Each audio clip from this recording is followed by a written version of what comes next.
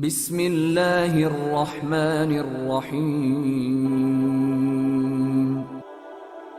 اللہ نے ہر انسان کے ساتھ ایک محافظ فرشتہ پیدا کیا، اور اگر وہ محافظ فرشتہ انسان کے ساتھ نہ ہو، شیاطین انسان کو ویسے مار ڈالیں، انسان کو قتل کر ڈالیں، اگر اللہ نے حفاظت کے لیے فرشتہ معمور نہ کیا ہو۔ یہ انسان کے دشمن ہیں، اور انسان کو شیاطین راہ مستقیم سے ہٹانے کے لیے دن رات کوشاں۔ پھر یہ اتنا مکار دشمن ہے، ہر ایک کو ایک لاٹھی سے نہیں ہانکتا، اسے پتہ ہے کہ کس کو کیسے بھٹکانا ہے۔ ایک شب زندہ دار جس کو سحری کے وقت اٹھ کے آنسو بہانے کا لطف ملتا ہے، اب شیطان اس کو کہے کہ سحری کے وقت اٹھا نہ کر، تو وہ شب زندہ دار جب اس کے آنسو مسلح میں جذب ہوتے ہیں اور وہ اترتے ہوئے آنکھوں سے آنسو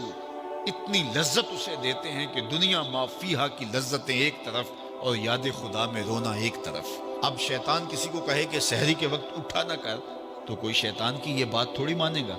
تو شیطان اسے یہ کہتا بھی نہیں ہے، اسے کہتا نہیں اٹھا کر، لیکن صبح بتا دیا کر کے میں تہجد گزار ہوں، اسے ریا میں مبتلا کرے گا۔ ایک شخص جس کی طبع میں فیاضی گندی ہوئی ہے، اب شیطان اس کو کہے کہ تو سخاوت نہ کیا کر، بخل کا درس دے، تو طبعاً جو سخی شخص ہے، جس کی فطرت کے اندر فیاضی ہے، تو وہ شیطان کی اس بات کو تو نہیں مانے گا۔ شیطان اسے یہ کہتا بھی نہیں کہ تو بخل کر، اسے فضول خرچی کی طرف لگا دے گا،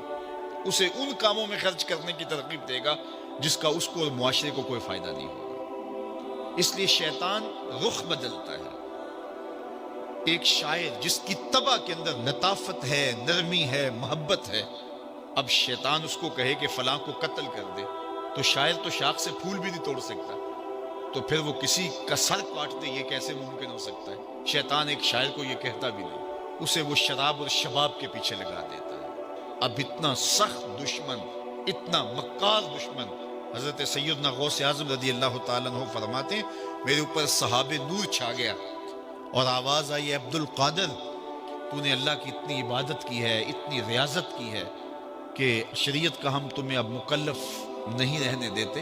اور اب تو نماز نہ پڑھے اور دیگر اعمال نہ کرے تو تجھے کوئی پکڑ نہیں، میں تیرے اوپر ایسے راضی ہو گیا ہوں۔ تو ایسے بادل سے آواز آئی، کہتے مان میرے دل میں خیال آیا کہ اگر عبادت کا مکلف نہ ہونا ہوتا تو امام الانبیاء صلی اللہ علیہ وسلم سے بڑھ کر کون اللہ کا مقرب تھا۔ حتی تتورم قدماہ، حضور جب نماز پڑھتے اور اس قدر لمبا قیام کرتے، حضور کے مبارک پاؤں سوج جاتے، لیکن ان کو تو کہا گیا وَعْبُدْ رَبَّكَ حَتَّى يَأْتِيَكَ الْيَقِينُ، انہیں تو کہا گیا کہ آخری سانس تک اللہ کی عبادت کرنی ہے، تو میں کون ہوں کہ مجھے کہا جائے کہ تو اب عبادات کا مکلف نہیں رہا، کوئی بات نہیں ہے۔ تو کہتے ہیں میں لا حول ولا قوت الا باللہ پڑھا تو وہ جو مجھے نور نظر آ رہا تھا وہ سیاہی میں بدل گیا۔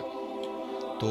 وہ ابلیس تھا جو اس رنگ میں مجھے بھٹکانا چاہتا تھا، کہا عبد القادر اس مرتبے پہ پہنچے ہوئے کتنے لوگوں کو میں نے گمراہ کر دیا، تیرے علم نے تجھے بچا لیا۔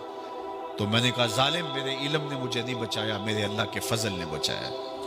تو کہا پھر بچ گیا ہے، کئی میں نے یوں لوٹ لیے۔ تو اتنا مکار دشمن ہو جو ہمارے اوپر مسلط ہے اور دن رات کوشاں ہے ہماری متاع عمل لوٹنے کے لیے، متاع ایمان لوٹنے کے لیے، تو پھر مجھے بتاؤ کہ ہم کیا غافل ہو کے بیٹھیں گے؟ ایسے ناپاک وجود کا مقابلہ کوئی آسان ہے جو ہماری متاع عمل لوٹتا ہے، متاع ایمان لوٹتا ہے، ہمیں عمل کرنے نہیں دیتا، کریں تو وسواس ڈال رہا ہوتا ہے، کرنے تو ریا میں اور تکبر میں مبتلا کر کے، عجب میں مبتلا کر کے کیا ہوا عمل بھی لوٹ لیتا ہے۔ مجھے بتاؤ یہ کوئی جو ہے وہ سوکھا کام ہے کہ ہم مقابلہ کریں؟ اب ماہ سیام میں روزے سے بھوک بھی کاٹتے ہیں، اور قرآن مجید کی تلاوت اور دیگر معمولات کے لیے ہمیں تنہائی بھی میسر آتی ہے، اور اسی طرح ہمیں روزے سے